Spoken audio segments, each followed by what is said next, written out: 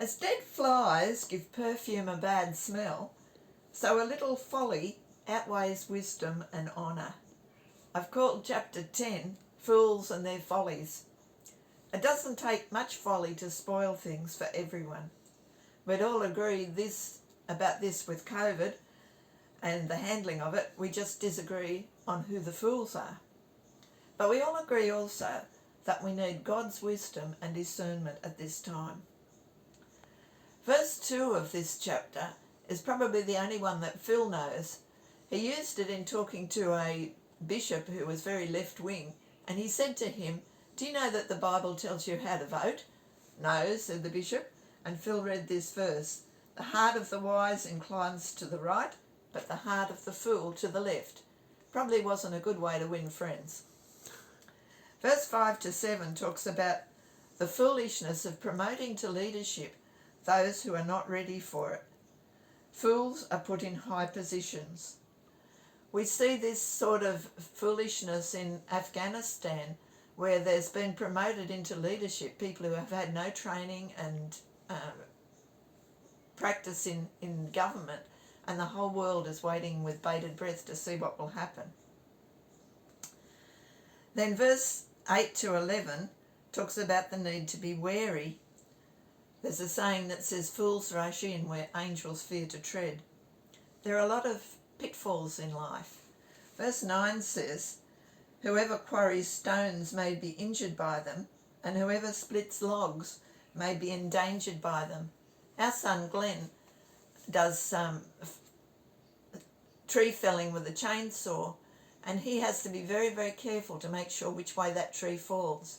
And so he takes extra caution because he knows it's foolish not to.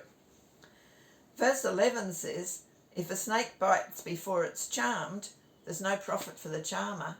Well, I think that one's pretty self-obvious. Now, verse 12 to 14 talks about the importance of what we say. Matthew 12:36 says, "But I tell you that men will have to give account on that day of judgment for every careless word they have spoken." Verse 18 of Ecclesiastes says, not verse 18,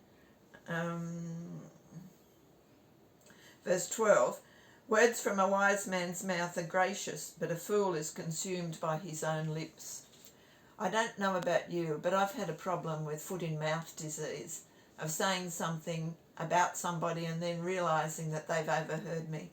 You wish you could take those words back and you can't. I pray Psalm 141:3, "Set a guard over my lips, O Lord, and keep watch over the door of my lips." Ephesians 4:29 says, "Do not let any unwholesome talk come out of your mouth, but only what is helpful for building others up according to their needs, that it may benefit those who listen." I don't want to tear people down with my words. I want to build them up, and I pray that God will help me to become more efficient in doing that. Then verse 18 says, "If a man is lazy, the rafters sag, and if his hands are idle, the house leaks." It's foolish to leave your house repairs and things that need to be done until it's too late. Now let's look at the wisdom of Jesus as far as these things go.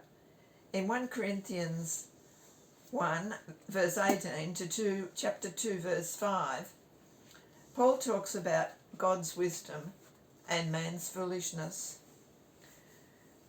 Verse 18, "For the message of the cross is foolishness to those who are perishing, but to those who are being saved it is the power of God."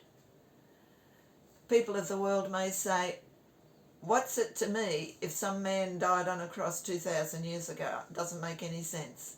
But to us, it's the power of our salvation. It's God's wisdom. In verse 20, it says, "Has not God made foolish the wisdom of the world?" We look at some of the world's wisdom and we think how foolish it is. Look at evolution. To say that the magnificent world that we live in could have been made simply by chance, not by a great creator. And then look at the emphasis the world has on rights, not responsibilities. I have a right to do this, I have a right to do that. No, God has the right, we have the responsibilities. And then the emphasis in the world on independence. Do everything yourself. Do make your own decisions. Don't listen to what other people say. But we are dependent on God. Verse 27 says, "But God chose the foolish things of the world to shame the wise.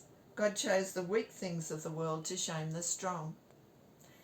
We have best friends, Warren and Jan, and Jan thinks Warren is just so wise. But Warren came up to me one time and he said, "Look at Jan, she's so far ahead of us." And I knew just what he meant. He meant she has such a soft heart towards God and towards people, and it's worth far more than the wisdom that is only a mere head knowledge. Then in chapter 2 of 1 Corinthians, verse 4 and 5, "My message and my preaching were not with wise and persuasive words, but with a demonstration of the Spirit's power, so that your faith may not rest on men's wisdom, but on God's power." When preaching is done, it's not the wisdom of the speaker, it's the power of the Holy Spirit behind the words that count. So during this time, take every opportunity to share your faith with others, and don't be concerned that you're not wise enough, that you don't have all the answers, but realise that 2 Corinthians 4:7 says, "We have this treasure in jars of clay to show that the all-surpassing power is from God and not for us." Count on the Spirit for your wisdom and go forward in that. Bye.